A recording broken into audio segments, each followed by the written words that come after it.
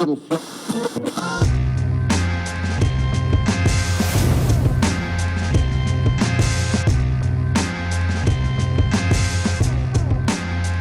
we are.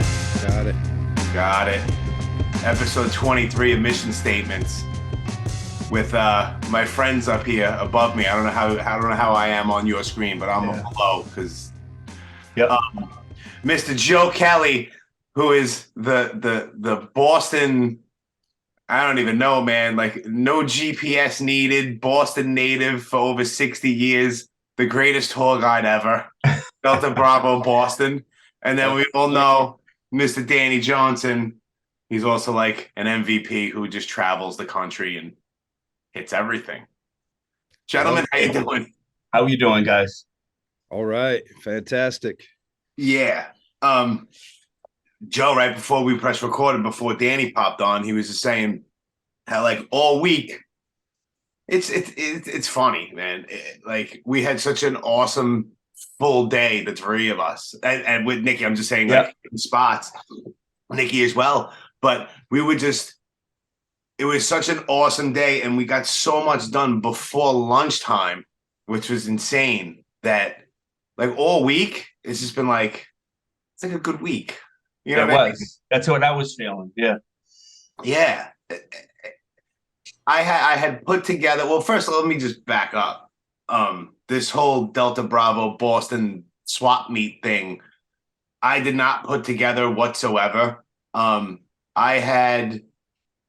wanted to come up to, there was no time or anything like that, but there was a plan, wasn't even set in action that I wanted to come up to Boston and hit spots.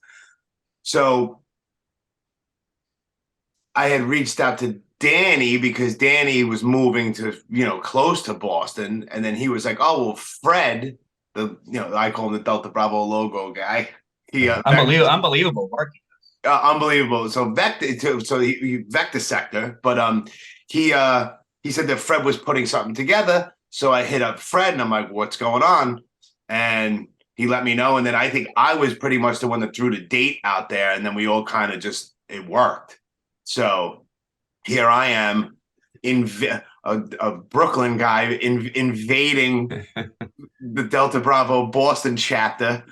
And I had put together pretty much a rather large list of things that I wanted to see and hit. And we hit every single thing that I wanted to hit by lunch. I didn't think I was going to get all that done over the entire weekend. Yeah, I didn't think that was going to happen, man. I've hit a lot of cities, a lot of locations all over the country, but never anything as comprehensive as Boston with you fellas. Joe, you just took us around to like every neighborhood we wanted to see with no GPS. And not only did we hit every location that was on our list, you schooled us on the it was so good. Architecture and the landscapes and just everything about it was impeccable. Yeah, you're welcome. I had a great day. Like I actually enjoyed it. I just said to Jimmy before you came on, Danny, I didn't take one picture except for the two of you standing there at the beer den, and that was it. I just, I get a lot of enjoyment out of that because I know how into it you guys are. You guys just love it. Just travel around. Jimmy driving all the way across the country. I'm like, you know what I mean? So round two coming up soon. Yeah. And my knowledge of the city, I said, I could get these guys around easy, because I either worked or driven through every neighborhood 50 times, 100 times. Yeah. Mm-hmm. Yeah. So it was good. I was baffled because there was that one shot, and I know it's a deep cut for a lot of people. But Danny knows it. It's from a band called Blood for Blood, who the majority of them grew up in Charlestown. And the album cover for their album Serenity, I just knew it was somewhere in Boston, probably Charlestown. And it's just a building. And all those buildings basically look the same. Mm-hmm. And I shot it over to Joe. He's like, it's going to take a little bit of work. Next thing you know, he's like legitimately driving around there physically. Right. and you freaking find the damn thing, and he says, "Hey, I got it." I'm like, "Yo, this guy is doing so much work beforehand for us. It's ridiculous. Preparation, man. Awesome. So good." Yeah, it's and ironically is the athletic field across the street. I probably parked in front of that building half a dozen times in the course of my two boys playing lacrosse at that field, you know. So and things like that happen a lot. I don't know what you guys like. You'll take a picture of something, then all of a sudden you'll see something and go, like, could be a year later, and you say, I have that exact angle. Yeah, I think you said it, Danny. You did something recently where you said you took a picture of something, and then you saw a picture. Like, I have those doors to a church or something. Yeah, it happens a lot like that. Yeah. That was great, man. I loved hearing your stories about the neighborhoods that you grew up in and your family history, in addition to what we were there to explore. I had a blast with you guys, man. I can't wait to do it again. Yeah. I'm most Saturdays I'm generally available. I know you guys work, so Well, I'll make it. So obviously, I'll make sure that, because every fourth Saturday I work. I have like a rotating shift. It's not even mandatory. It's like if you want the overtime, take it. So 99% of the time I just do. Take the OT. Yeah, why not? I take it whenever I possibly can. I get a lot of it, which I'm grateful for. But yeah, I'll wind up making, I think I started texting you guys yesterday. It was like maybe like sometime in like May or something like that, where we know that it's going to be like nice weather. And Joe, so Danny doesn't have to suffer the cold. Yeah, I can't take it, man. I thought he was planning on doing some shoveling, some snow. He was right? And I have a hoodie on, and I'm looking at him saying, "Why are you so cold?" Yeah. At the bear dens, when we're going to the bear dens to hit I'm just saying this. I know you guys know what we're talking about, but the people might not.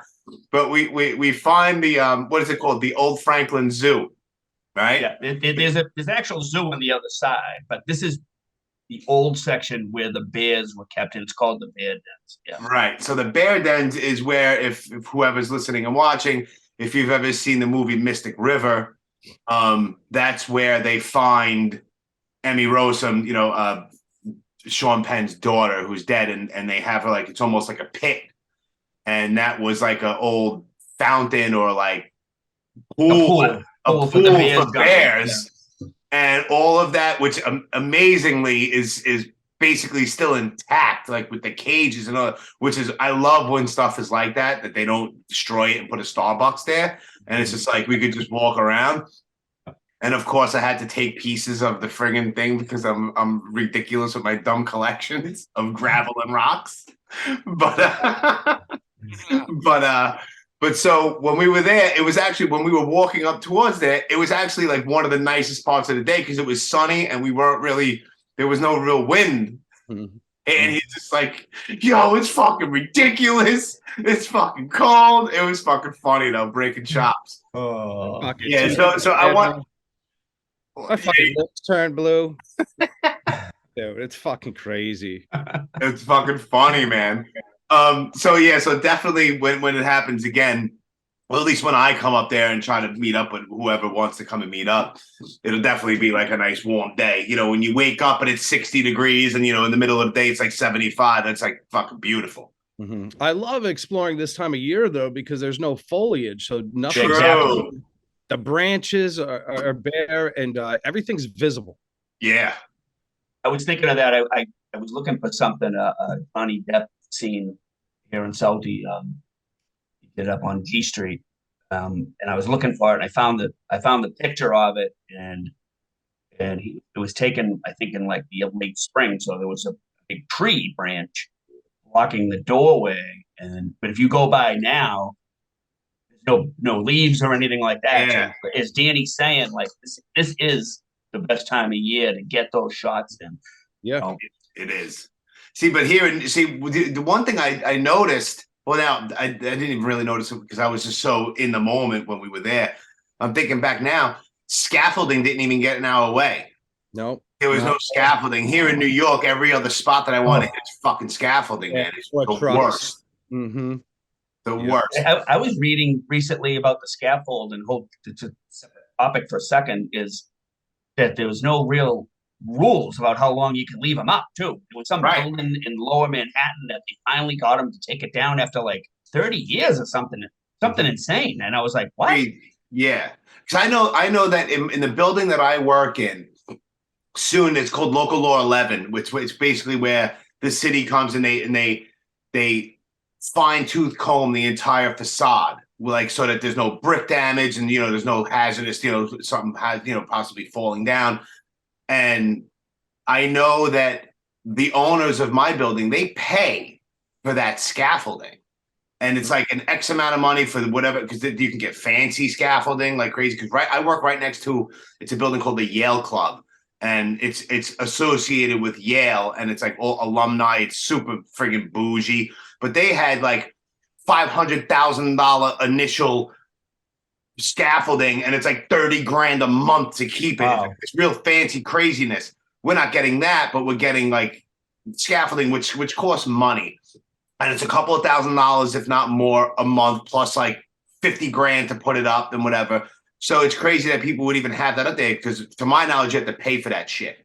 And I know that there's going to be scaffolding around my building, which nothing was filmed there anyway, which is whatever. But that's going to be up for about 8 to 10 months to do this whole thing. So, but yeah, I've seen buildings in Manhattan. It's like years and years and years. I'm like, I would hit it. Like I would go like 5 years ago and go, oh my God, you know what? There's no way I can do this because the scaffolding is literally covering everything that I have to line up. I'll go back 5 years later. It's still there. Like, what the fuck, man? It is. I think I read it actually in the New York Times. There's really no set rules of how long. Right. You know what I mean? There's no like, okay, here's your application. You have until like, 6 months. Right. It's just endless.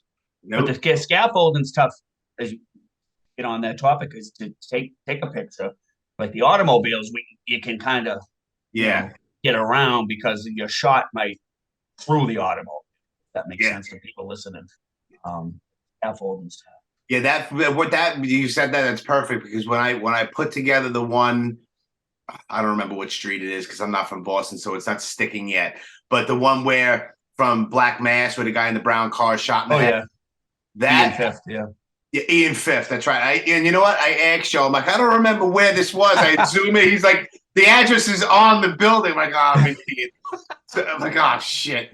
But so that there was literally like a mini SUV right underneath. Like you don't see the truck at all. So that one worked out perfect. You don't see that truck at all.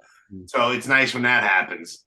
But I watched Black Mass last night, man. Those shots that we got are incredible, man. Right? I was surprised. Honestly, I didn't think I was going to get that one where the skyline is behind him and it's almost like shot from the ground. Yeah. And he's giant and the city.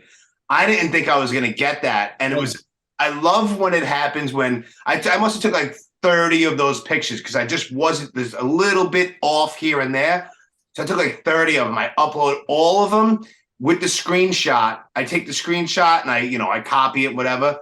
The next one right on my Photoshop, it's the one, and I place it on there, and it almost lined up exact. I'm like, holy shit. That was great. I knew the location. Yeah. And I think it was called New Street. And so I parked there, and then you guys moved maybe like a half a block down, walked down. Yeah, it was the next corner over. Yeah, Border and New or something like that. But it was like, I knew with the logo. I always knew that that's where it had to have been taken. Because I was so familiar with the area. Yeah, there was one particular building with like a silver dome with like triangular top. That was like my focal point. Yes. And I purposefully, when I selected everything on Photoshop, I kind of halfway that one so that you can see. You have to look close because it's mashed so good. Not even just saying that about myself. No, yeah. Sometimes they just come out perfect. But so I kind of cut it off in half, so I lined that part up perfectly, and then everything else just fell in line. Like this is fucking cool. The best is when you go to blend a picture and you just drop a photo in a frame, and it's just there. It's right there. Yeah. The great thing about that shot, I think it was a promotion. too. Yes. Like, you know, it wasn't like from the movie or Right. anything. It was like a promotional shot. And sometimes, you know, those promotional shots are all like fabricated. Sure. That one. Yeah, it was like a poster. It was like an alternate poster too. Yeah. Yeah. Because they did a lot of scenes down the street. So they probably just drove up there to the waterfront and said, let's just, you walk up the street with that shotgun, you know? Yeah. Fucking so good, man. Yeah, there was two places we missed was the florist. The florist from the town. Oh, that's and you know what though? And then the other one. More than 51 because I forgot to. No. Yeah, 51. I did include the town. Go ahead. Sorry. No. It's okay. It was that one, and then up on the Linway, that like open lot. Remember where he was shooting the guy and all of that? I said the condo buildings behind him. Yes. We just kind of ran out of time. It's fun. You know, with lunch coming, you know. Yeah, I was shocked that we even. Actually, I'm not even shocked. I was good with what we got and then some. You know what I mean? I was shocked when I saw the list. Like, that was an unrealistic expectation. If you and I had gone there, it would have taken so much longer. All weekend, if not more. But that'd be like me going. It was boom, boom, Brooklyn, boom. you know.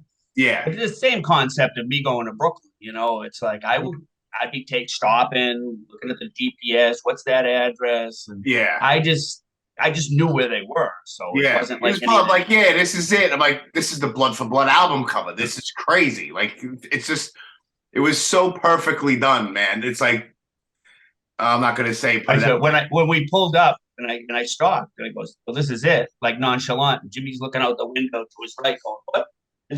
That's it?" Like, oh shit! Because there was like an old, like some sort of a stack, like a tower or something that was behind that building.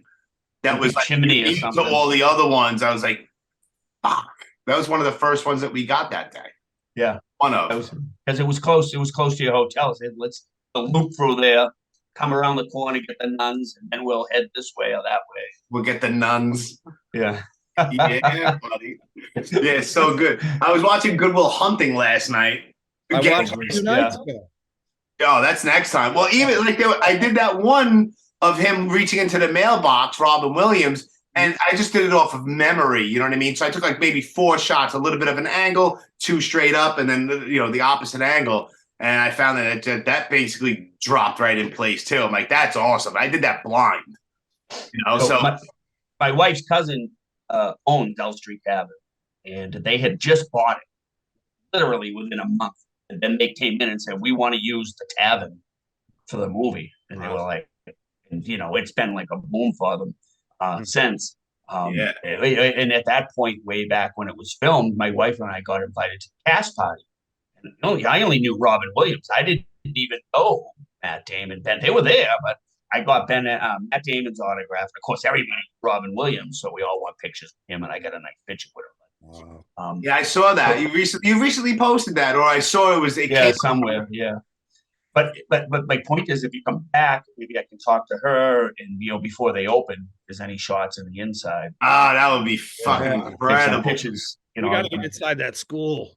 Oof. Yeah. I don't know where that is, because that's definitely not MIT. I read something way back. I was looking at that I Googled the crap out of that, and I couldn't figure. It looks more like a high school because of all those lockers. I just don't see a college having.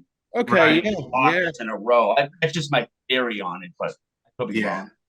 Well, shout out to Jimmy Granara too. We met up with him to have lunch, as well as Tim and Fred. So he had hit the outside of where Robin Williams worked, which was it Bunker Hill High School? Bunker Hill, yeah. We drove right by it. I know. I remember you said, and I was like, "That's cool." Like that's for like next time. Like I'll have a whole chunk of because I knew how much we were doing already, and I didn't want to add like 8 more things. You know what I mean? Like off the bat, because I wasn't prepared. I didn't have my right screenshots yet. For Good Will Hunting. Yeah. But that's definitely bucket list next time. But maybe, I mean, I don't know, except for like Robin Williams' office and whatnot. I don't know how much. I'll rewatch it and just like to see if there's any other interior shots in there that maybe, I don't know, maybe we can get in there. I don't know. Will's house. Will's house. Yeah, you know where Will's house is. Yeah. Right? That was right around the corner from Robin Williams's. It's right actually behind it. Like, so all we had to do, like, if you walked about 30 yards, you would have been where Will got picked up and dropped off all the time. It's through the whole movie. Next time, sure. But it was just like endless add-ons. Yeah, it was just a real shitty old apartment. And then, of course, like everything else around here in South Boston, it got sold and got it out. And it's a condo now. I mean, I guess you could like knock on the door, but it's not going to look anything like what was. Right. There's one shot I see all the time, and it's Ben Affleck looking through the window in like this. Yeah. And I said that would be a cool shot to take from the inside looking out. You know. I keep looking to see if it's up for sale and there's any open houses. There you go, pulling Danny Johnson like he did at the bar. It doesn't work enough, you know. Hey, listen, if that's what makes you be able to get in and get the shot, then why not, man? Yep. Plus, you're just seeing the inside of the whole place anyway. You get some shots; it's like a bonus. Yeah.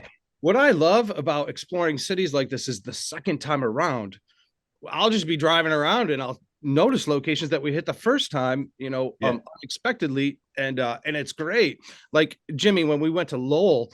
I had been there a few weeks before hitting Jack Kerouac location. So when we were driving around, I noticed, there's the bar Jack Kerouac used to hang out with. There's Jack Kerouac School.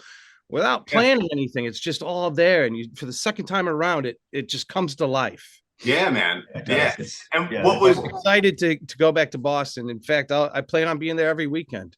And this production for me was it was great. So I didn't hit every single Boston spot that you were going to hit, Danny. Not even close. Okay, I didn't think so. I didn't think so. But yeah, even like the interior of the 99 Bottles video, that bar, like when we went in there, that was awesome. You were like, I don't know. Joe was like, I don't know how good we're going to be received. You know what I mean? We walked in there, it was super cool. We were just like, they didn't even care we were there. No. The Irish pub in Quincy. Yes, Quincy. Which no note taken. He said it. I was like, I guess that's how Bostonians say Quincy. I'm not gonna say it because I'll get yelled at. Yeah. Naco knew. Yeah, I'm so glad we hit that spot, man. That was at the top of my list. I've been wanting to go for a while. I was disappointed, Danny, that they tore the exterior shot, the building there. Right. They tore that down.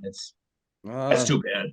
Yeah, but like that's also part of, I guess, in a way of what we do. Also, once it goes and you explain, it's like this look how it's changed, but this is where it used to be. Like I did that with what was it, 799 East whatever Street? 79 East 3rd. Yeah. Yeah, that's the spot where Bolger had killed those 3 people and they were buried in the basement. I mean, I went online, I tried to find a straight on shot of that house. I found one and I basically just put it there. I lined up the came out great too. Came out really good too. I lined up the siding for each building on each side of it so you could see. But it just looks weird because it just looks like a little small thing on top of a big one. But that's exactly where it was, and that's what it was, and this is the spot. So there's nothing I could do about that. There's nothing really to line up, but I was able to line up the siding on the buildings on each side. When you find something like that that's gone, you know what's still there? The road's still there. The curbs are usually there. The trees are there. Houses on the other sides are there. So it's light poles are still there. Yeah, right. That one, the slain out exterior. Mm-hmm. That light pole is exactly the same. That's there. So you could go there. Yeah. Take a picture of the angle. I would kind of like what Jimmy just did with 799. The hunt is on. I mean, what's crazy to me is like a block away from there, I found a building that had the same exact lights, the same windows, the same curb, the same telephone pole, but it was the wrong block. Yeah, one block up. I was convinced I had found it. Like I found something everybody thought was gone, and I was wrong. Well, I misled you with the departed shots. I was on the wrong side of Congress Street. Mm-hmm. That was the one time we had to pull the GPS out. Yeah. Oh yeah, the little alleyway where Danny's laying on the floor. It all looked exactly alike though. It did. But you know what I thought came out awesome was that Eddie Connor's hit in the phone booth. Yeah, that was good too. Man. Yo, I was like, because, and then I was like, I had to ask you again. I'm like, I'm sorry, I'm being annoying, but I deleted because I had already mashed it and put it together. But I deleted all the other shots I took. I took like 15 shots, little by little. And since I deleted it and it was mashed over, I forgot what the name of the store across the street was, and it was called Floor Decor. But I knew we were at a 7-Eleven, which used to be the old gas station. Sunoco station. It was Sunoco back. Was it? Yeah. Okay, but then remember, Danny, when we were there, we're like, there's a light pole, which most likely is still there because they're not going to start rerouting all kinds of electrical, stuff like that. I mean, the actual pole itself is probably new, but where it's running is the same. So that line, if you look at that match, that light pole is dead on exact with the store. The old store front is lined up with the new one, and it's just like, there it is, like crazy. And I black and whited it on purpose because the photo was every once in a while I do that. But yeah, it came out awesome. Yeah. That was a bucket list thing for me. And I was looking before I even asked you where that was, because I knew it was on Morrissey Boulevard, right? Boulevard, yeah. Yeah. But then I'm doing like a screenshot, street view. And I'm like, this is a big boulevard. And then it says an old gas station. I don't know. And then I'm typing like gas stations, Morrissey Boulevard, and like 19 things come up. I'm like, I don't know what the other side looks like because the source picture is so dark and it's black. So I don't know. And you're like, oh yeah, I know exactly where that is. I'm like, really? Yeah, you could have saved an hour's worth of time and just asked. Oh, there I am with like bad reception in the basement of my job with my finger trying to turn it. It's like, this ain't working.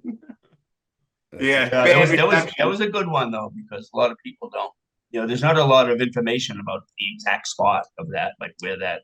Right, I just know not news stories or anything. No, I was researching it, and the most I came up with was yes, it's Morrissey Boulevard, and that Eddie Connors went outside of a gas station. Mm-hmm. That's all I knew. There was no cross section. There was no nothing. So they set him up, told him it was a safe phone to call from. Yes, and he drove there. Make the safe call, and they were waiting there with shotguns or whatever it was. Yeah, they really blasted. Yeah, bad. Yeah, crazy thing. One of my favorite spots of the whole day was that abandoned zoo, and it wasn't until afterwards, in hindsight, Joe, when I saw your mashups of the Bears, awesome, brought that to life. Yeah, didn't it? I and I don't really what you did with those Bears, man. I don't know how many times I looked at those pictures myself because I was like. Again, like I'm just sitting there in awe of them, saying, like, thinking of those bears that were there, and I think I read somewhere that they got the grizzly bears. They just went to Yellowstone Park in 1912 and captured them. Wow! Had them back there and threw them in a cage, stuff like that's not going to happen today. But no, but that's just back then. They didn't have any value for animals in the sense of caring for them. They just dragged them back in a train or something back there and plopped them in there. Yeah. And then I loved the North End. There's just something about that neighborhood that it is great.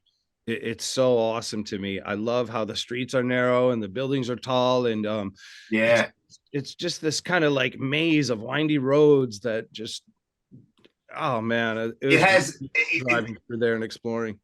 Back in like the mid 90s, I would always go to Brookline, but I never, this is obviously way before the internet. There was no concept of Delta Bravo or anything like that, but I never really ventured into Boston my whole life. Even like walking, getting those shots of like where Slane was killed in Fenway town, like right next to Fenway, and all these things, and driving around. Nikki was saying it too. It has character, man. Like, I know that it's slowly being gentrified like everywhere else, but not like New York City. Like New York City, they're ripping down 150-year-old buildings that aren't landmarked and putting up these prefabricated glass nonsense, you know what I mean?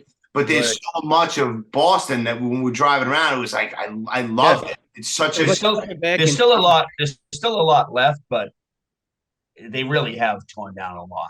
Sure. They put up these little boxes. They're taken away from the character of the neighborhoods here, like the triple decker look and all of that. Like trying to make it look modern and whatever. It's cheap. I think it's cheap.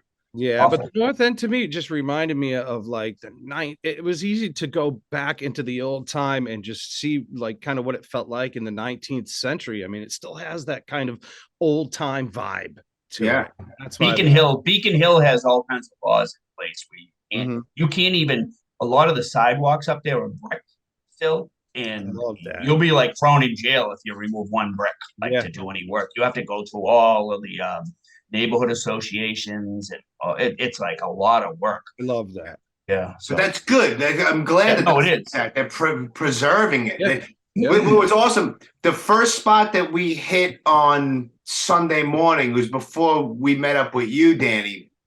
Me and Nikki, I know it's probably a tourist destination or whatever, but for me, whatever, I was never there. But we went to the Paul Revere house.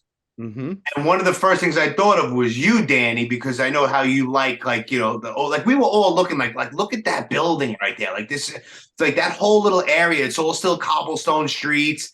And I just stood there and there was nobody there. There was like one or two people that walked past.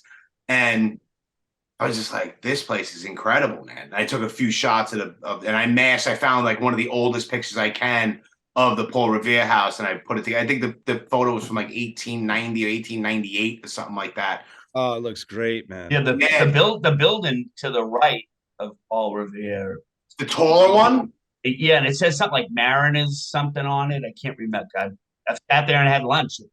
There was some picnic benches at one time in the middle there, and I just get down to the North End from work and grab a sandwich and sit there. And it's some sort of Mariners like hotel, for a lack of a better term, back in the day. Like, Yeah.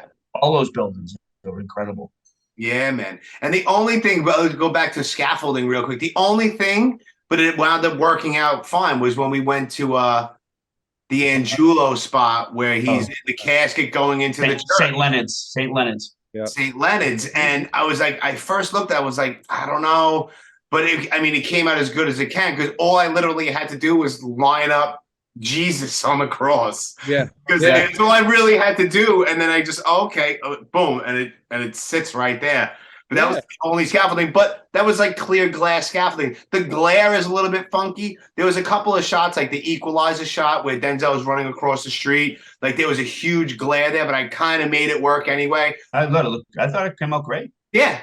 And you even wrote, you're like, nothing's changed. Nothing has changed on that corner, on that side, which is beautiful. Oh. It's a shame when they do things like that, though. Like that add-on just doesn't look as good as it did before they put that on at that church. That church was just a very special place, especially for me. I felt like some kind of special energy walking in. Yeah. Looking at that add-on, it felt too It was just a glass. It was, I don't know, was it to protect it? It was just like a glass. Yeah, I'm not sure why they did that. I don't know. Maybe like just coming and going, not getting wet from the rain. I'm not sure. Yeah, I don't know. It was weird, but yeah, I made it work. And like that was other stuff that we like. It was like bonus shots, like between the Robin Williams one in front of his house, and then there was like his social, Angulo's social club, and then Angulo's house, and then there was a couple that were just like, hey, just take a few pictures and see, if something works out, and everything did except for the two things that I messed up my angle, which I don't even care about because I did so much anyway. Yeah. It's fine. Usually I'd be like, damn it, but like I think I got it was like 11 Mystic River mashes alone. So 11 out of 12. That's really not bad, especially in the spots where we were, where there's so many buildings and so much stuff to line up. It worked out fucking beautiful. I think the Leonard Nimoy one was kind of an add-on, Yes. Danny was talking about it, and I started laughing, and I said, I just drove by here the other day. When I went up for the recon of the beer dens, I was with a buddy of mine. We just kind of took the long road home, and I said, Leonard Nimoy's dad had a barbershop over there. I might come back at some point. I didn't even, you know what I mean? And then Danny said, that Jaws, we're going. Yeah, let's do it. But it was kind of an add-on, And what I love about that is when we rolled up and we're like, yo, can we snap a pic? And the owner was like, Nimoy? Like he just knew what we were talking about, what we were there for. Yeah. I love it. The guy was on the ladder and he was like, yeah, it's like a lot of times if you just ask and just approach somebody like in a friendly way and you let them know what we're doing. Yeah. Because we showed them, they're like, wow, like that's dope, blah, blah, blah. So whenever you put that together, what was the name of that place? It's coming soon. Yeah. it's and you just tag them and they'll be like, oh shit, like that's dope. Something or other. I forget the name. Yes. I don't know. I'm sure we can find out the names. Yeah. Google Street View and there. Yeah. It's in the pic. There's signs right in the pic. Oh yeah. Right. Yeah, they were putting up they were putting a new sign. I got a lot of work to do. It's fine. But you know what's funny? Because Danny, obviously he put the top and bottom of us three in the bar. That was good. That came out. The slam video. Awesome lineup, man, with that right light. And then we give Nikki props for that photo credit for taking that one. We didn't have that shot until you opened up your jacket and went down, and that's when the light showed. So all the other shots, you can't see that light, and that light was the focal point of that mashup. See, I was just being stupid. I was like, hey, it off. Yeah. See that? You got to act silly sometimes. Yeah, man. And then, shit, there was something else I was going to say. And then, oh, Jesus. And then the next morning we're in Lowell, Joe. And then I go to the crack house. I go to the crack house where Christian Bale is always jumping out of the second floor window. And I get there earlier before Danny does. And I see there's a couple of people that look like they could have been in the movie at that. Yeah, they might have been extras. They probably might have been. They probably were. I don't remember. So I go and me and Nikki pull up and I see this one guy and he's working on his truck outside. And he looks, and he's giving us this look because we're slowly going by. And I was like, well, this is going to be interesting. And he says, he looks like he's about to kill you. I'm like, all right, don't worry about it. So we sitting there for a minute and I'm getting myself prepared. I was waiting for you, Danny. And I was like, you know what? I want to break the ice because maybe if there was I don't know what's up with this guy. And if Danny comes, I don't know if that's going to change the dynamic. I don't know what we're walking into here. Yeah. I'm like, you know what? I was like, Nikki, going to come out? She's like, no, I'm good right here. I'm like, you stay here. Lock your doors. She's like, I'm not locking my doors, but I'm good. I'm like, all right, cool. So I get out. And he's working on his truck. I'm like, what's up, man? He's like, hey, how are you? And he's kind of a little bit, I was like, I always introduce myself. How you doing? I'm Jimmy. He's like, his name is his name was Moses. And he said his name was Moses Perez. I'm like, all right. So shake his hand. I was like, I have a silly, kind of a stupid question. He's like, what's up? I was like, can I go in the backyard and start taking pictures? So he's like, I was like, because, and I showed him the picture. I was like, the fight. He's like, oh, yeah, everybody said, yeah, go right ahead, man. Go right ahead. And then next thing you know, his girlfriend or something comes out and she says, I don't know if it's bullshit or not, but I'm showing him the picture of Dickie Eklund in the garbage in the back. And he's looking and he looks at her and goes, look, it's your cousin. And then she supposedly was like, yeah, Dickie Eklund is her cousin somehow. And I'm like, really? Okay, that's cool. So I go in the back and I take the pictures, and then I come back out, and she's on the phone with somebody. Oh yeah, I swear to God, I was told, yeah, you could ask somebody. Yeah, I'm related to him. There was a whole thing started happening with this movie and this girl with Dickie Eklund as being her cousin, and it was so crazy. But they were super cool with, yeah, go right ahead. I was about to, but I hesitated. See, but now, when I hesitate, I kick myself in the ass a little bit. I was going to ask, what apartment they lived in, because if they lived in the same one, I'm going in there. Yeah. And I'm going to go in there, and I'm going to get a shot of friggin' Christian Bale about to jump out the window. And sitting on the couch with the crackheads. When I showed up there, they were super receptive. It's like they were was there. Yeah. What the fuck? This is like fucking Twilight Zone. Mm-hmm. The trash was still there. The trash was still there. And then so I take all my shots, and then Danny is like, I was like, yeah, we're gonna go in the back because he hadn't seen it yet. So they're like, yeah, go right ahead. So he's like, hold on, and there he is. He starts laying in the trash. So like, let me line up this brick to where you are. And awesome, yeah. I'm gonna lay in the trash. Too funny. But the trash was still there. It was crazy. Yeah, we made that day, man. They were so happy to meet us. Oh, dude, they were like, "Oh, are you on TikTok?" I'm like, "I'm not on TikTok. I'm on Instagram." So they're like, oh, "Okay." So they followed the mission statements and the Bravo thing, the Delta Bravo page. So they started following, and I told them once I put them up, you know what? Now I completely forgot. She started following me, the Delta Bravo page. So I'll go back. I'll see. where she is, I'll tag her. I'll make their whole day with Danny in the trash.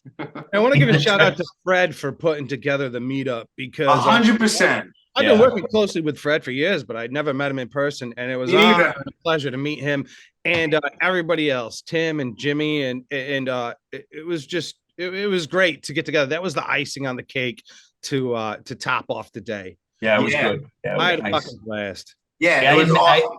I had met Fred and Tim, a couple of times over the years. I had never met Jimmy, but they're just like great guys. I mean, like I feel like driving around with you guys all day, I felt like we had known each other from the neighborhood or something. Yeah, like you know what I mean. There was that feel. Like I guess it's the neighborhoods we grew up in that like very similar, like the way we treat people and talk to people. Sure.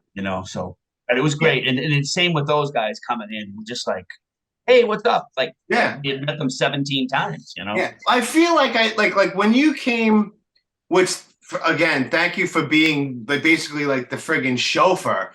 You picked me up at 7:30 in the morning at the thing. And as soon as I walk out with Nikki, I walk out of the hotel and he's like, hey, what's up? I felt like I knew you already. What's up, Joe? Blah, blah, blah. And then 2 minutes later, he is Danny and he jumps in and everything's like, so where we going? Coffee first. You just stole my line. I said I knew it was going to be a good day when I said we're going to do this. Jimmy says, well, we got to get coffee first. Yeah, I don't care what time. As long as we stop first and get coffee, I don't care. We're good. Coffee's a must. 100%. But and it was just I think it's also like that whole like-mindedness because we have something in common. All of us is hitting spots and just doing this whole thing because we're all active. As far as doing these things, and me and you, Joe, we started going back and forth more than ever. When I send me your stuff and I'll see what's Next thing you know, you're out literally reconning these places in person to make it a smoother day, and it just worked out perfect, man. What was great is I always wanted to go. I worked maybe 4 blocks down the street for 5 years from the zoo. And I always wanted to go up to those beer dens and never went. So this kind of like made me go. It was just like a great day. Like, and I made 2 trips, like one to make sure I knew where I was going. The second one with you guys, and like to get those beer pitches and see you guys get all those other mashups. And be part of it. Like, you know what I mean? I feel like I was part of the mashup. You know what I'm saying? You 100% were. You absolutely were. Yeah. And I know that Danny appreciates this too, because I know how his mind is when it comes to this whole Delta Bravo thing. It's like the mash at the end is like the end result of the whole journey and the planning and the times that we had that we can't post on the picture. You know what I mean? Like these things that we're talking about. Like people don't know all the stuff behind the scenes of Danny being frozen, my hands being frozen, this, that, the other thing. Yeah, laughing about it and all these things. How I have to piss like a racehorse because I'm drinking too much coffee, but then I pee, but then we need more coffee anyway. Yeah, exactly. All these stupid things, like, and it comes with whatever, mission you go on with anybody. Who's complaining, who's not complaining. This happens, I have a flat tire. I'm over here. It's too hot out. Like all of these things. The diner that we might stop and eat at, that we would never be at unless we weren't doing these things. That's happened with me and Nikki 9,000 times. You know what I mean? Like, let's go to Connecticut because I Spit on Your Grave from 1972 was filmed there. Next thing you know, we're hitting like 9 movie spots and going to dinner at like a really cool restaurant. Like all those things you can't capture in a mash at the end. So we met up at, what was the name of the place? Esposito's? Ernesto's. Over in Somerville. Yes. And it's a satellite pizza place from the original in the North End. Oh, okay. So like once we got in there, it's like I felt like I knew Fred and Tim and Jimmy. You know what I mean? Because Jimmy, I felt like I was following a lot in Jimmy Granara's footsteps because he did Shutter Island, which we did the next day, which was incredible. Touch on that. He did the bad dens at Mystic River. He told me, I guess in between about a month ago and when we went, that whenever he was there, that whole pool area, he was like, it was just overgrown with brush and it was so much more foliage and it was like more trash. I guess the city or whatever went in there and cleaned it up because I stepped in there to get they must have. underneath shots of Kevin Bacon looking down, so I was able to go in there, which was just super cool and a bonus. And that one, I don't know if you know which one I'm talking about. I'm in there. And I missed you taking that picture. When I saw the mashup, I started cracking up. I said, I must have been over the other side. You were. Because I wish I got a picture of you laying in there. That would have been awesome. Well, I wasn't laying, but I was crouched down almost on my knees. And I was just trying to get the angle of because you only see in the movie, you only see like the edge of the pit. And I took a whole bunch of them. And as I'm going this way, and then I see the screenshot and there's a tree. And when I put it together, that tree lined up exact with it. I'm like, holy shit. Like, I didn't think that's another one. I wasn't sure if it was going to even happen. Yeah, it came out great. That shot came out great. Yeah. So they cleaned it up. And so it's like, I'm going back and forth with Jimmy about these things. And obviously I always have, me and you guys go back and forth. I'm going back and forth with Fred about certain things, about logos and this and that.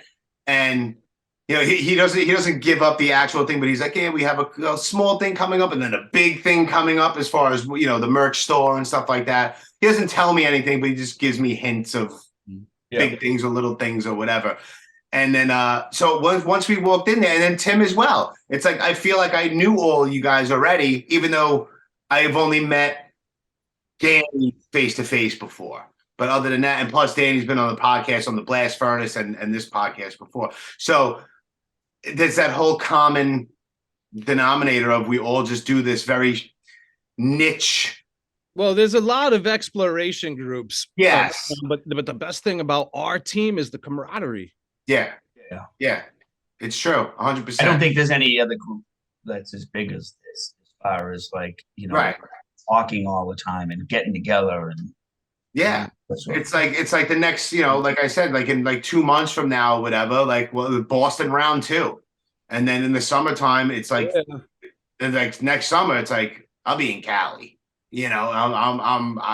There's certain things that I need to see in my life, Delta Bravo or not, that I need to go visit and see myself, because after the last road trip that me and Nikki went on, it was like Danny Boy had posted something, commented on Nikki's Facebook page, something. It was something like travel more because money always comes back and time doesn't. Yes, exactly. Time is priceless. So I butchered it, but I'm paraphrasing what it said. And it's the truth, man. Like that whole last road trip, it was the first time I've ever done anything like that. And if it wasn't for this Delta Bravo thing, I wouldn't have probably done that, or at least not to that capacity. I probably wouldn't have seen the places that I put on my map to see. And just the experience of it all is incredible. And so it's like I made it like a vow, basically a personal thing where every year, because once my vacation stuff replenishes at work, I get like 14 days. Next year, I wound up getting 3 weeks of vacation a year. I get 10 sick days. My boss is super cool. So even if I take, all of my vacation days and 3 sick days, it doesn't matter. He'd be like, yeah, don't worry about it. I get paid, So it's like every year it's going to be like another section or part of the country, with hoping sometimes it's not going to happen, but everyone is going to be with a stay in Tulsa. Nice. If it works out that way, you know what I mean? Like this next coming trip, it will. So, plus my daughter wants to see the outside of his house. So, I'm down. And last time we only stayed 1 day. So this time I think I'm going to do 2 full days. So I'm not rushing this kid around like crazy. We can enjoy. Yeah, you get the whole experience of it. Yeah, we'll go out. We'll go hang out with Danny. Go eat lunch or whatever at the Fastway Cafe, where that's where Danny Boy took the picture of me in the booth where Tom Petty signed his first ever record deal. Yeah. Which that was a bonus. We're sitting there eating friggin' eggs, and he was like, yo, right there.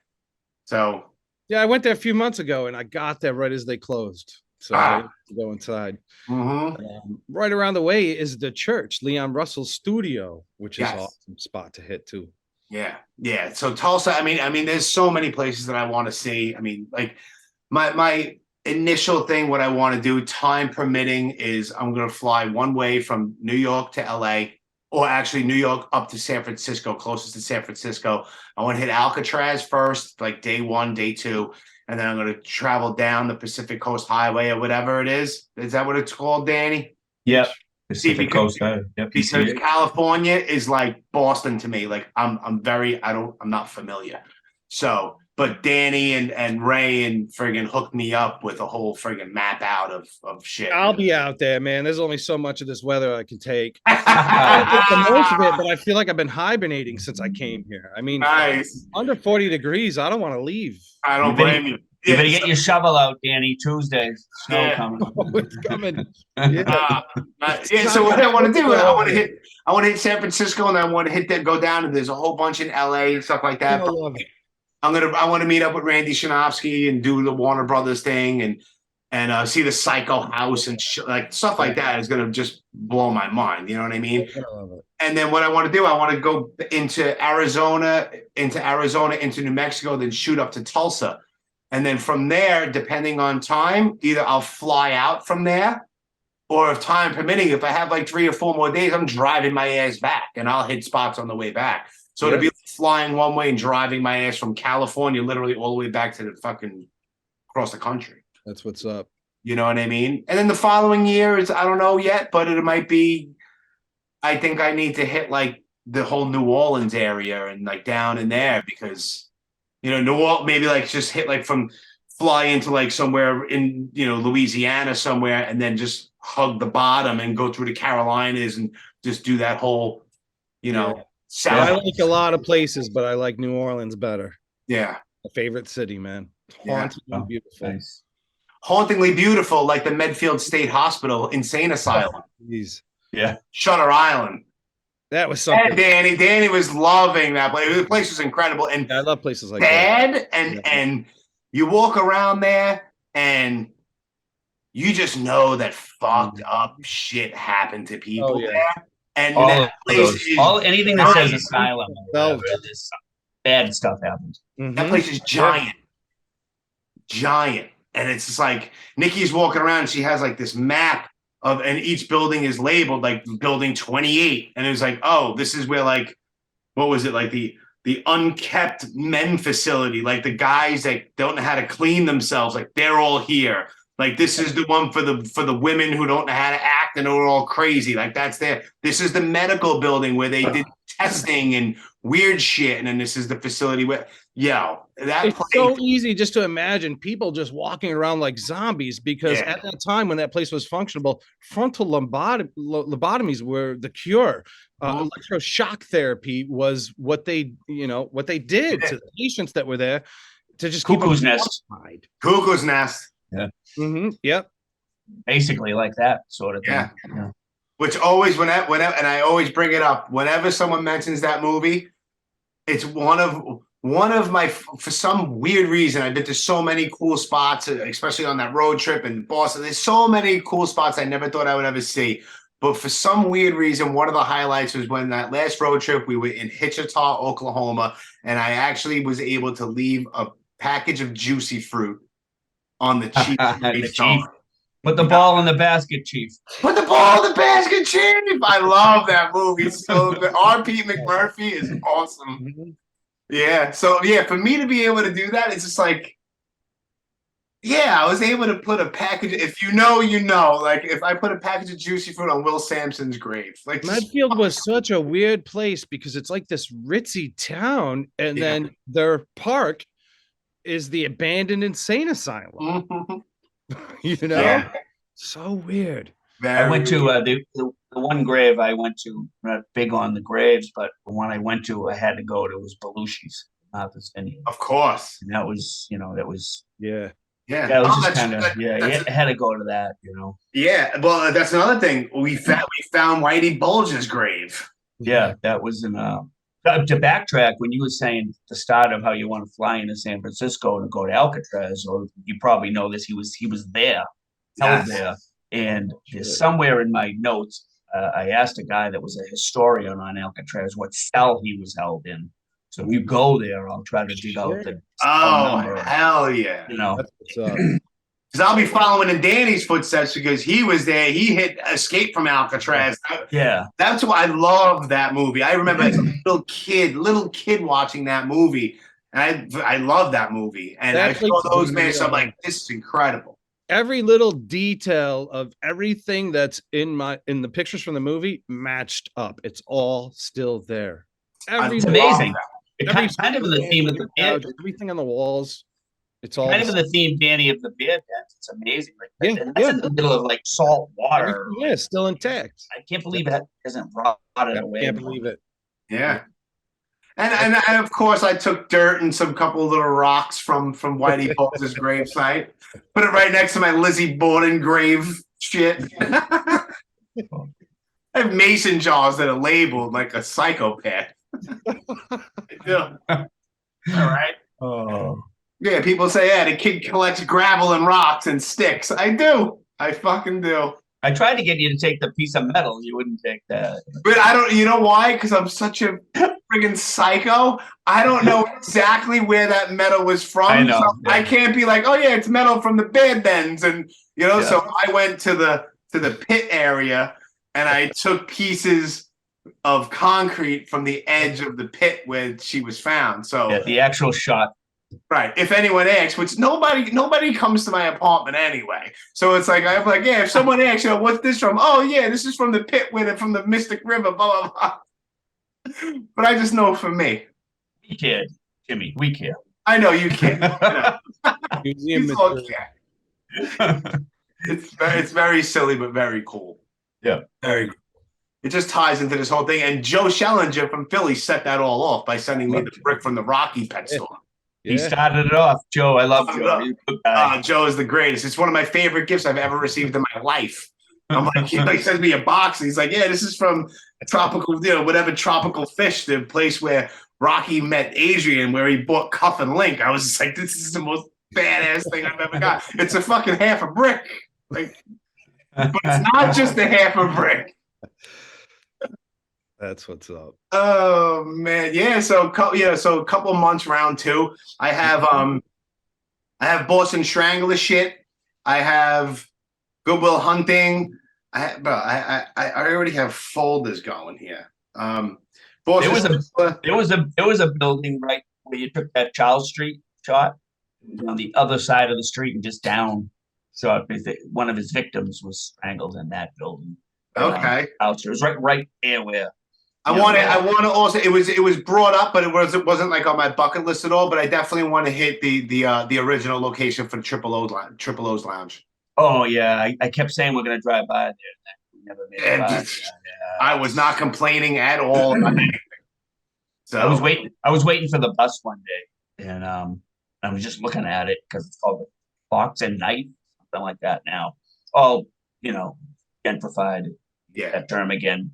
Got it out, done over, and so I just took some straight-on shots of it. And then I went home and I found a picture of Whitey and Flemmy standing in front. Then another picture of the FBI going in to raid it. Yeah, but it was quite a place. Yeah, I'm sure. So what I'm going to do is last night I watched probably about 3/4 of Goodwill Hunting. I'm going to throw it on again later. And there's certain shots that I want to put because you even mentioned as we drove by. I remember they got into the scuffle over here. Yeah, right there. Yard. Yeah. So I'm watching that. I'm telling Nikki, I'm like, hey, you remember when she said when Joe said this and this? So there's screenshots that I want to grab from that movie for the trip for sure.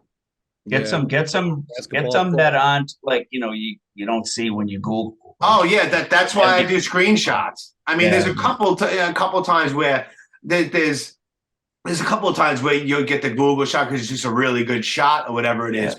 But 90% of the times, if it's a movie, like those Mystic River shots, like I'm watching the movie and I'm screenshotting certain things, like that upward shot of Kevin Bacon looking down, like you can't Google that. You know what I mean? That's yeah. So I was going back and forth with Fred a little bit this week on so. To go back to when we were at the pizza place, we were talking about different where we had been that day and everything. And I remember we were stopping for the coffee. I said, "There's the ice skate rink where they met up." Yeah. And then we get now fast forward to we're eating pizza, and Fred, that was on his bucket list to get that shot of them all sitting there in the rink. In the town in the ice skating rink. Fred says that's not the rink. The interior of that rink is not where they took that shot. Wow. So in the movie, Ben Affleck's actually walking in the door of that rink, but the interior shots. So me and Fred were going back and forth, and I think we finally found the rink. And he's gonna go. I may go with him someday. Awesome. Go hit that. I want to see that. That's awesome. But it was like, because the wood behind him, the beams of the wood were like curved, and it's like a big archway. It looked like. Yeah, and I think we finally found the rink. It's on the North Shore. It's like, but this is the type of stuff we do, right? Yeah, it is. It is. And I love that. Some people just don't get it, and that's fine. And then some people like us, there's a podcast now related to us nerds talking about, scaffolding is annoying. It's like, exactly. But it's awesome. As dirty as it is, though, one thing leads to another. Just going to these locations leads to finding cool bridges and cool caves and waterfalls and other things that you just stumble upon unexpectedly along the way. Yeah. It just truly is exploring. Yeah. And we get meetups and look at that. How nice. We're all friends. Mm-hmm.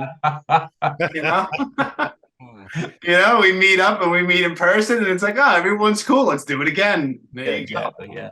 Very cool, man. Yeah. So now, I'm not killing this at all, but before I forget, I need to shout out my sponsors real quick. The nice people that like to sponsor mission statements. I'm going to start off with Kevin Bednar's spots in Purcellville in Virginia. Great. That dude is a great guy, and he does a lot of really good shit. But he owns 3 pubs. It's the Purcellville Eats is the newest one, the Purcellville Pub and the Ashburn Pub. You can follow them all on Instagram and at the Purcellville Pub, Ashburn Pub, and Purcellville Eats. They're all located in and around Purcellville, Virginia. Kevin Bednar's is his name. He's also on Instagram as well. He's a ridiculous artist. I had a bonus episode with a guy named Tom Mitchell on here, who he runs and he created the Still Brave Child Cancer Organization, because he has a heartbreaking story of his daughter succumbing to cancer at like 16 and this whole big thing. And I learned about him through Kevin. And like, I wear like this ring. I always have this ring. It's like there's a whole thing, but check out Still Brave. They don't sponsor it, but I don't care about that at all. But I learned about him through Kevin, and Kevin's a really good dude. So yeah, those also Main Street Jukebox. Follow them on Instagram at Main Street Jukebox, MAINST Jukebox. That's Tom Lefevre, who lives in Stroudsburg, Pennsylvania. He's a Delta Bravo guy. Main Street Jukebox, I think they've been around since 1994. The original store like got set on fire or something like that, or burned down, and he moved right next door or some shit. And he's still going. It's a mom and pop record store where you can buy vinyl and all that shit, which is awesome. So support him. And obviously, the normal, support the Outsiders House. And if you go to the bio on Instagram of this podcast, which is Delta Bravo Mission Statements, you go into the bio, it'll send you to a link tree, and there'll be every single thing related to the Outsiders House and Delta Bravo. Everything from the Delta Bravo Boston page on Facebook to, everything is there. Every single platform, YouTube, Spotify, iTunes, SoundCloud, all of that. And I think the top one is the Delta Bravo Big Cartel page, where Danny Boy always sells things that he breaks me, because I have. That's why you work the overtime. That's why I work overtime, so I could buy a new friggin' Irish toothpick. It's crazy. Never in a million years. So I think that I would have 10 different variations of Outsiders and House of Pain switchblades. Why do I have like over $1,000 worth of switchblades sitting there? Why? It's insane. Never. But I do it because you know what you do? You're supposed to support your friends. I don't want nothing for free. If you're my friend, I want to buy it from you. That's called supporting, So, but Danny puts out a lot of really cool, and it's like a lot like the challenge coins, all this. It's like really cool shit that not a lot of people have.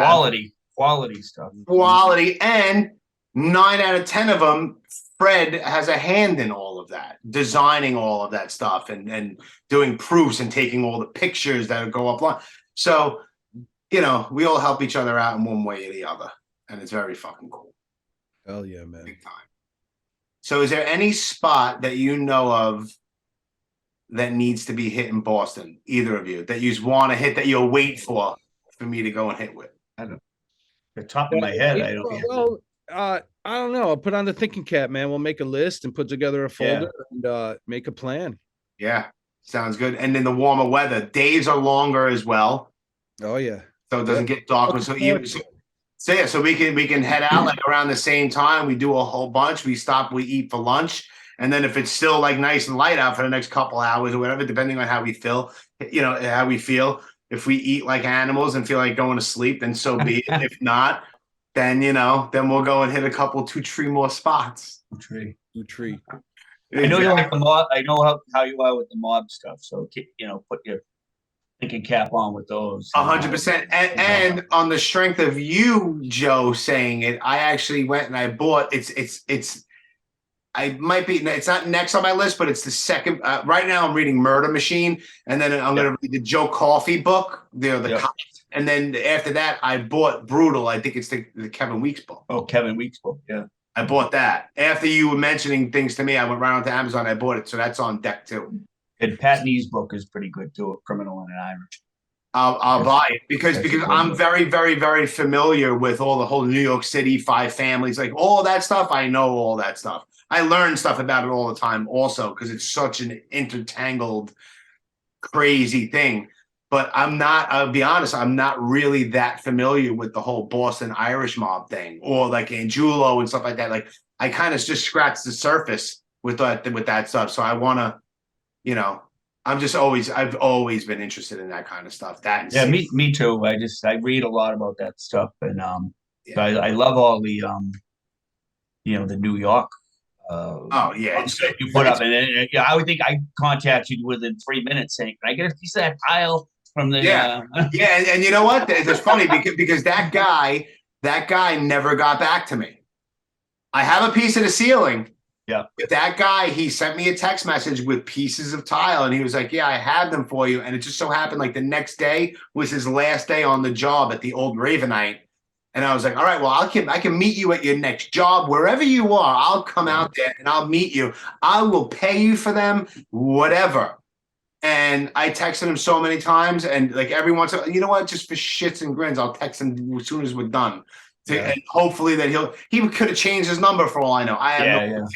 But I'm like, yo, remember me? And I take the picture that he sent me, like, this is the guy that wants those tiles, and he never gets back to me, which pisses me off because there was like 5 to like 3 full tiles and a couple of halves and a couple of pieces. And I don't care. I just wanted to like 1 full one and a piece for myself. And then the other one's someone that I know that appreciates it. You can have it. I'm not going to sell it to you. I don't care. I would have settled for a quarter size piece just to have, like, just knowing that those guys walked in and out there. That's the floor of the Ravenite. Like everybody you can think of that was like somebody was on that floor. Yeah, I wanted that also just to counter the ceiling. You know what I mean? So I was like, here's the tiles and here's the ceiling. What happened? The characters and the conversations that happened in between these 2 things is incredible. So that was what my goal was. But this guy decided to fall off the face of the planet. When the place was renovated, I was down there. I think it was a shoe store for. I don't know what it is now. It's a high-end, super bougie clothing store. Oh, okay. Something that that none of us would ever wear. And the store is called Descendant of Thieves. Yeah. Well, they're capitalizing on that. But I thought it was cool that at least somebody somewhere along the line had enough brains to not rip the floor up. Yeah. You know what I mean? Like it's pretty much intact. Like it's the same exact floor. Yeah.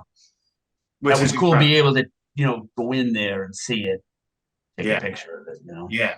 I had a friend of mine who was my old drill instructor from the Air Force. He was in not that long ago, him and his wife, and we met down there. And I was like, You want to go to John Gotti's old spot? And he's like, really? And now this guy sticks out like a sore thumb. He's from Texas. This dude is wearing a fucking cowboy hat and fucking cowboy boots. And he's walking with me and Nikki. And it's just very odd crew going on. And we walked in there and he was just like, he's like, being from where he is and stuff, he's like, John Gotti is like a legendary mythical creature. You know what I mean? He's just like, you hear about him, but he's almost like not even real. But I was like, yeah, well, now you're walking on the same exact floor as his head. Yeah, exactly. And he was like blown away by that. Like, dude, like that. I never thought like, well, you're welcome. I did a couple of matchups outside of there, years ago. And I always liked that one. I don't know. It was Gotti was in a chair laughing. And then the other guy was just like pointing right at the camera. I think you did that, right? I did. Yeah, and I said, if I ever go back, I'll do, there was no like bucket list or anything, but I said if I go back, I'll it's like, such a good and picture. then you did it, and I was like, this is great. I love this. Yeah, it's such a good beginning because they're all hanging out. Yeah, he's just sitting there chilling, and they're all laughing. And this one guy has his face, and he has his finger in the camera off to the side. Just like, get this thing out of here. Yeah, it's so shot. Good. Yeah, it's such a great shot. Yeah, I had to get that. Yeah, definitely good shit. Yeah, that whole mob stuff, man. Like, listen. When are you coming to New York, Joe? I got to plan something. Maybe in the spring, I'll piggyback on your trip up the Arrow. There you go. We'll meet up and we'll go. I don't know. We'll hit whatever you want to hit. We'll go on a mob tour. We'll do whatever. And Danny, just as welcome. But I had talked briefly to Joe Challenger about maybe him coming up from Philly, me coming down, Danny, and maybe the four of us or something like that. That would be awesome. Yeah. That would be definitely very cool. What's that? Can't wait to hit Philly, man. I hit some of Philly, not all of Philly. I hit several things in Philly. I found like H.H. Holmes' unmarked grave and shit like that, which is outside of Philly, like certain shit like that. But I never got Rocky's house. I never got it. I got Paulie's house where Rocky throws where Paulie throws the turkey out into the alleyway. Like I got that. What happened? Let's go spend the day in Kensington. Oof, yeah, that place is fucking brutal. That place we got to go in like the winter on a Sunday really early, like, and be in and out of there because Kensington is no joke. Probably the worst neighborhood I've ever been in my entire life. Wow. The worst, and that says a lot. I grew up in New York City in the early 90s, walking up to Harlem to do stupid shit, like to buy dumb things. And the only white guy in the middle of 1992 Harlem with his burnt out buildings, and I'm there, but that didn't give me the feeling, maybe because I was young and stupid, but it didn't give me the feeling I had when I drove through Kensington for the first time. Wow. Yeah. I did not think that we were going to get out of Kensington without incident. And I was just ready to just make people into speed bumps if that was going to happen. I'm looking forward to it. He'll go through that whole rough thing, but if it's cold, he's out. Yeah, exactly. It's awesome. Yeah, good times, gentlemen. Good times. Yeah. So we'll keep this whole thing going, and we'll narrow down a date. Like I had threw out May, but it doesn't have to be May. I just drew something out there and see what happens. Yeah. So like you said, after lunch, it'll be past daylight savings, so you have some more daylight. Yeah. And plus, it's just warmer out, and it's just more pleasant for everybody. Yeah. Good shit. I'm looking forward to it. I want to shout out to Danny, Boy O'Connor, and Nocto, and Mona, and all the other OGs for leading the way. Yep. Delta Bravo does it better. Damn Skippy. Exactly. Yeah. Look what it has done. It sounds so cheesy, but it's the truth. It's like on a whim, he finds this house, on tour, and then it's like. Next thing you know, people are booking flights to go take a picture of, a wall. People, that's a wall. No, it's not a wall. Like so and so stood there on the back of an album cover. Like that's just things like that. Like these small little, very deep cut niche things that a small amount of people like. It's all like happening in real life. We're taking time out of our lives and jobs and families and all that stuff to do these things. Yep. Pretty incredible if you really think about it. Yeah, exactly. I feel like us three and you get Fred and Tim and Andy himself and all of that. It's stuff that we were interested in anyways. Anyway, I say that all the time. I used to see a photo or something and I'd go, I wonder where that was taken. And I'd be on the computer and whatever. And now all of a sudden we have like a place to put it. A place to put it. A place to put it. In a network though, like, you calling me, I'm talking to you, it's Joe. What's it? Where's it? It's teamwork. A lot of fun. Yeah. It's definitely a lot of fun. And I don't see myself stopping anytime soon. There's always a place to hit. Oh, I want to do that. I'm in New York, so I'm spoiled. Like endless. Like it's in a little down there. endless. And like in a little while, I'm not gonna go crazy today. I'm gonna relax a little bit. It's freezing out over here. But there's like 2 very, very local spots that I'll go hit. I'll come back and I'll cook dinner and I'll relax and watch Good Will Hunting. But I always, on my time off, even like when I'm with my daughter, I don't have my daughter this weekend, but even when I'm with her, like it was not too long ago, there was really nothing going on. She was like, Dad, I just have to use the bathroom real quick. So I was like, okay. She's like, no, let's just stop back at your house. And then if you want, you can go hit some Delta Bravo spots. And I'm like, really? She's like, yeah, it's better than just sitting in the house. I can just drive around. Next thing you know, we're all over the place. And she's on her phone, looking up basketball diary stuff. So it's awesome that she's also into this. And there's certain things that she can't wait to see in Cali. Generation. There's certain movies that I'm not familiar with, but she loves, and TV shows that I found that are in Cali that she wants to see. Like there's a movie called Mid-90s that Jonah Hill produced or something like that. She made me watch it. Would I watch it a second time? Probably not. But she loves it. And I found certain spots from it, like they're playing, they're skateboarding and stuff. I found she can't wait to go there. Cool. Certain things, even silly stuff like the E.T. house and the Poltergeist house and, the Outsiders house. She wants to see all this shit too. So at least there's a little bit of that in me as well. A little explorer, curious of where these things happen. That's great. So it's a beautiful fucking thing, man. So yes, thank you, Danny Boy O'Connor, for directly or indirectly creating this whole entire thing. It is a beautiful thing. Yeah, buddy. Well, gentlemen, this was awesome. Yeah, almost an hour and a half, man. Go figure. All right, fellas. Wow. Yeah, it's great to see you. Thanks for having me. Yeah, thanks for putting this together, Jimmy. Yeah, come on. You guys make it easy. Like, how about 11 o'clock tomorrow? Good. Danny, you good? Yup, done. I like when everything is easy. It's not overly complicated. You got to make a mountain out of a molehill. No, it's quick, dude. Done. Beautiful. Nice and easy, like Joe being a tour guide.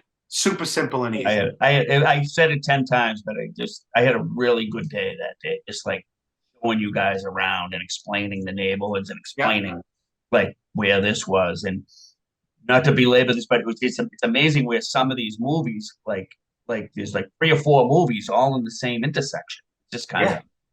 Yeah. That was cool. Awesome. Anyways, love it. Super interesting to me, and obviously super interesting to Danny, and good times all around. And you are very much appreciated, sir. Thank you. You're welcome. Gentlemen, we'll be talking. Yep. Until then, stay gold, my friends. Stay gold. Yep. Peace out. Peace.